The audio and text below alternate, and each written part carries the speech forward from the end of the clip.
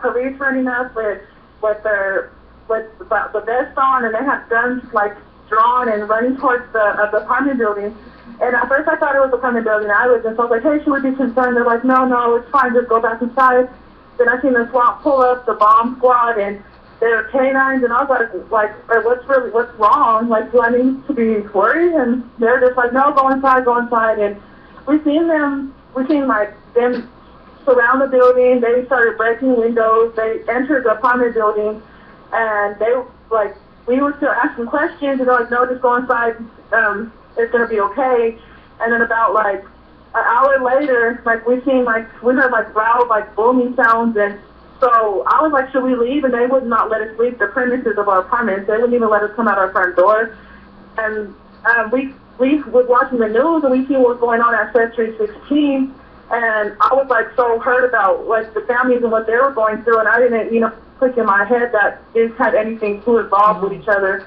But come to find out, the police they evacuated us about 2 hours, and they told us that the person that did the shootings, this was possibly related to them, and then there was bomb materials or either bomb in his apartment. So they evacuated about the whole surrounding areas, all the house, all the apartments, and so let me stop you there for a second, Rebecca. Waiting to see what's happening. Okay, let me stop you for a second. You said you heard booming sounds. What do you mean by that? What did it sound like? Well, it was like a loud, it sounded somewhat like an explosion, kind of. And that was coming from where?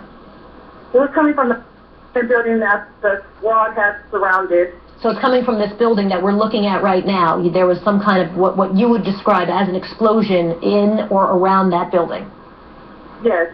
Okay, and then when the police finally evacuated you, you said that what they said to you was that maybe there was a bomb inside. Can you give me, just if you can remember, very specifically, what exactly did they tell you? Well, it was a police officer, two of them, they came out, pounding on our door. I opened it, and they're like, you need to evacuate. I was like, why do we need, can I ask them why we need to evacuate? They're like, because the apartment across is, we evacuated them, and we believe that there is some kind of bomb-making materials located inside of that apartment, so we need to evacuate the whole area. So they were very clear with you. Describe for me, I'm looking at a very tight shot of this apartment complex. It looks sort of medium-sized. Can you describe for me what the neighborhood's like and what this apartment complex, the one that's now surrounded by SWAT, is like? Well, usually it's a pretty, calm area. It's there's a school in the same block as the apartment that you're looking at. It's a really cool, calm, collected area, but lately there's been a lot of police activity, and I don't know, maybe it's because a lot of things have been happening in Aurora, shootings and stuff, but there's a lot of police activity lately, and I just thought it was another one of them days, one of the nights that the police were here again. So, but it's usually before the summer started, it was a cool area, you weren't afraid to be outside. And is it an area frequented by young people? How would you describe the neighborhood to somebody? It's majority families, because it's right down, but it's right in the school. There's a school right in the area, so it's mainly just families, working families. And a lot of young children live around here.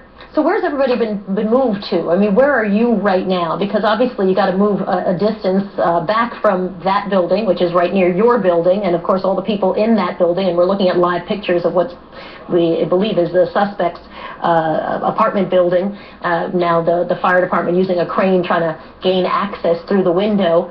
Where's everybody been put?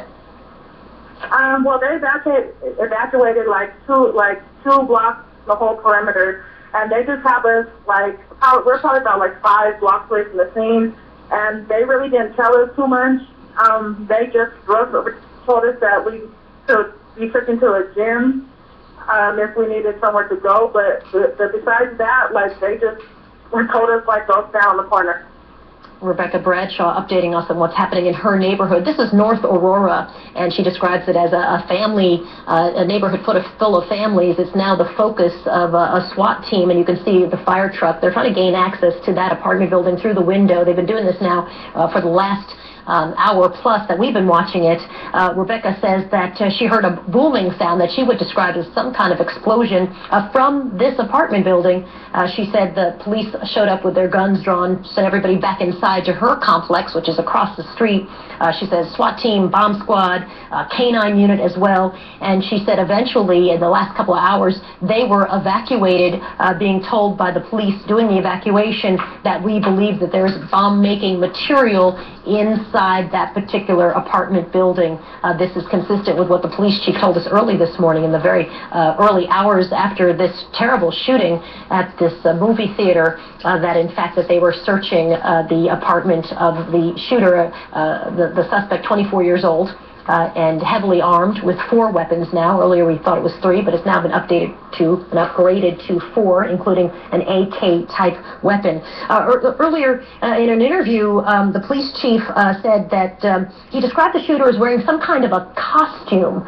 Of course, this particular movie would be the kind of movie where people, according to witnesses, were showing up in costumes, some dressed as the good guy, Batman, some dressed as the villain in the film, so that wouldn't be particularly unusual. It's the first time we've heard the description, though, of the shooter wearing a costume. Other eyewitnesses have described the shooter as wearing a bulletproof vest, as having a gas mask and goggles, being heavily armed, but we have not heard before that he had some kind of a costume. We're going to try to get more information on that. I want to get to William Washington.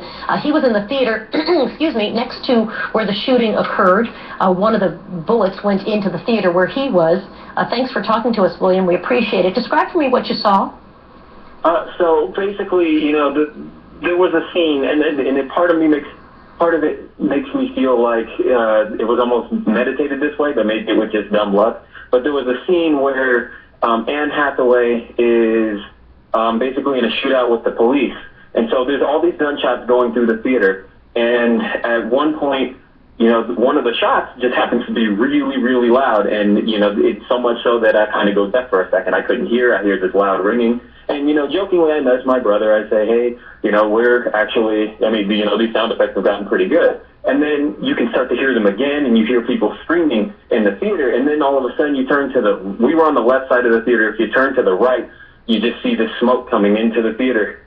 And then next thing I know, I see a lady get up, and she's clutching her face, and she heads toward an exit. And then somebody else gets up, and there's just all this kind of panic. And then there's a lot of people still sitting around just wondering what's going on. And, you know, this is a part of the movie. Somebody was even saying, oh, somebody just lit off a firecracker. And, you know, there's just so many people running around. And then once you start to see there are people hurt, then, you know, then it kind of starts to register. There's definitely something wrong here. And so we all start kind of making our way toward the exit, and in runs a guy who yells, don't go to the lobby, he's got a gun. And then there's panic, and everybody just starts to get up and motion toward the exit, and the alarm is on, and they kind of motion us toward a balcony where we all were for about 2 or 3 minutes, and there were people who were just bloody. I saw somebody with a bloody leg. I saw somebody with a bloody face, and it was just kind of surreal to see. It's still just weird talking about it, but there were just so many people around who were just, you know, just distraught. And so we're all kind of watching over the balcony, and then in run the police with shotguns, and they're headed in the direction of the theater. And then 2 other policemen show up, and they start motioning us toward the door. And the balcony has 2 flights of stairs that kind of head toward the front entrance of the theater, and so they start motioning us come down the stairs and start rushing us outside.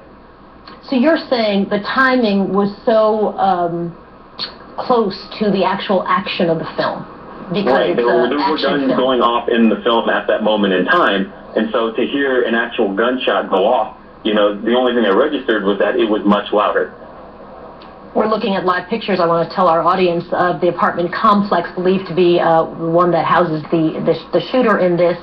We've seen the fire department working at this window, and we're not quite sure what they're doing, if they're trying to gain access through the window or if they're just continuing to work from the window inside the apartment. We also know that there have been items of interest that have been removed from the apartment, but again, unclear what those items of interest are. William, let me ask you a question, because we've been getting conflicting reports about the gunman. And you may not be able to answer this because you were in Theater 8, is that correct? Not Theater 9, which is where the gunman was. Trying to figure out if he entered from the back of the theater, you know, meaning the back of the building, meaning where the actual screen would be. Did he come in through the emergency exit, or if he came from a different way? It's tough to say because, you know, we were in another theater. Mm-hmm. But I do know that the shots that came through were definitely at the front of the theater where the smoke was happening. So we could definitely see that it was closer to where the screen was. So that might support some of those reports that we're getting that indicated that he came through an exit door and then started opening fire right from that front, right by the screen into the pitch dark. People didn't really understand what was happening. Thanks for talking with us. We appreciate your update very much. I hope you're hanging in there and doing okay. That must have been absolutely terrifying. William, thanks. Mark Stewart is a reporter from KMGH, and he's joining us now with an update. Mark, thanks for talking with us. Tell me what you're covering, what part of the story you're covering, and what you're seeing. Well, so that you're just showing the apartment complex in suburban Denver that was being searched. There's also an extensive search still taking place here on the crime scene in this movie theater parking lot. As you can see behind me, all of the cars are still here, and what detectives are doing now, and it's not just detectives from Denver, but from really across the whole state. We've also learned the FBI is here. They're going through this entire parking lot, looking at each of the cars. Perhaps there is something there, something left behind that can explain what happened. We have been talking to the local police here all morning long. One thing that they have wanted to stress to us is that things have been changing. And at this point, they are telling us that at least 12 people are dead. 2 of the people passed away in the hospital. The other 10 passed away here at the movie theater, and at least 50 people injured.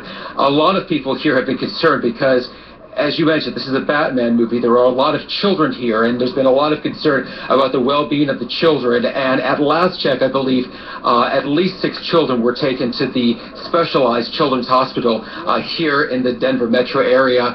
Basically, all of the hospitals here in Denver are treating patients, at least 50. The next benchmark, the next time deadline we're looking for is 11 a.m. Mountain Time. That's when the police chief will give us another update. Perhaps he can give us a better idea about this 24-year-old man. At this point, from all of our conversations with police, it appears that he was operating on his own, not part of any kind of organization, as many people have just casually said in chatter. So hopefully in the next few hours we'll be able to get a better idea as to who he is, if he's had any run-ins with police here, and if he's even been spotted in this movie theater, this area, this vicinity before. Okay, so we're expecting that press conference in about 4.5 hours. It's 6:39 where you are, Mark. And I want to ask you a question Correct. about this. You know, as you mentioned, and as we've been showing all morning, this apartment complex. We can see the fire truck and the extended ladder as they are doing some kind of work or trying to get some kind of access into the apartment through the window. What's the distance between where the theater is and this location roughly? I'm told it's North Aurora. Correct. It's only a few miles, I believe, actually south of where I am. Not more than a 10-minute drive, but there is a lot of concern about the security of the apartment complex because police are telling us this man threw in what they are describing as a bomb into this complex, and it was something that was able to send shrapnel flying. It released some kind of gas, so that's why there's so much concern. I think they want to know if any of the equipment, for lack of better words, that was used to make it perhaps has some role at that apartment complex. And from what I am understanding from my colleagues at the scenes, that whole complex has been evacuated. So you're hearing that it was some kind of a bomb with shrapnel. We've heard eyewitnesses talk about shrapnel, but the only confirmation we've gotten has been about tear gas. And we know that people are at the hospitals are being decontaminated from that tear gas. We haven't had consistent confirmation of any kind of explosive device that had shrapnel, although we're getting eyewitness reports about it. Right. Police are using the term bomb, explosive device. These are police terms, and witnesses are telling us that they were struck by debris, and they felt strongly enough that it was coming from whatever this explosive device may be. But indeed, Soledad, they did say there was some kind of gas. Many people have been describing to us as to you as some kind of tear gas. That's correct. So, Mark, let me ask you a question. We're told that this apartment complex is located